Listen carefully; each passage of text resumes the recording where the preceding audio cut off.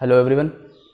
आज बात करेंगे कि ब्लड क्लॉट की वजह से जो स्ट्रोक और हार्ट अटैक होता है, तो इस क्लॉटिंग का कारण क्या है, कौन सी चीज़ है जो ब्लड क्लॉट को फॉर्म करती है। कोलेस्ट्रॉल है, वो ग्लूकोज है, या कोई अदर फैक्टर है। चलिए देखते हैं।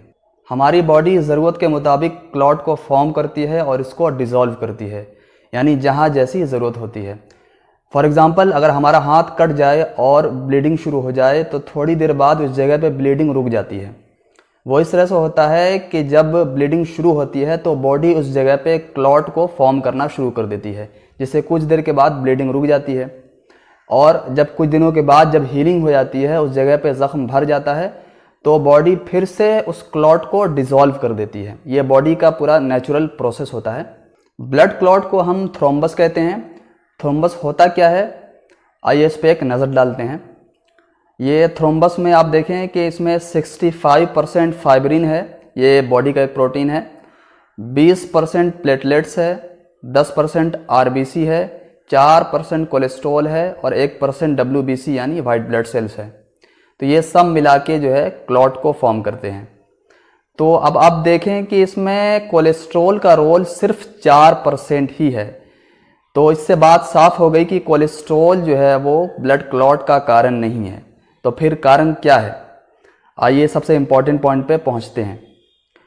ये है, आप देखें इस PAI-1, ये एक एंजाइम इनहिबिटर है, यानी ये उस एंजाइम को ब्लॉक कर देता है जो एंजाइम क्लॉट को डिसॉल्व करते हैं। तो जाहिर है कि जब वो एंजाइम ही ब्लॉक हो जाएगा जो क्लॉट को डिसॉल्व करता है, तो फिर वहाँ पे क्लॉटिंग शुरू हो जाएगी। तो इस तरह से ये प्रोसेस होता है। तो अब कौन सी चीज़ है जो PAI-1 को ट्रिगर करती है।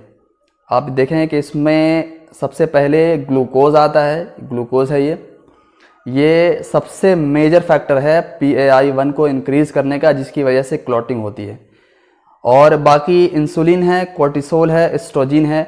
इंसुलिन और कोर्टिसोल ये ग्लूकोज की वजह से ही आते हैं, क्योंकि जब ग्लूकोज बढ़ेगी तो इंसुलिन बढ़ेगा, जाहिर है, क्योंकि इंसुलिन का काम ही है ग्लूकोज को बॉडी के सेल्स में पहुंचाना।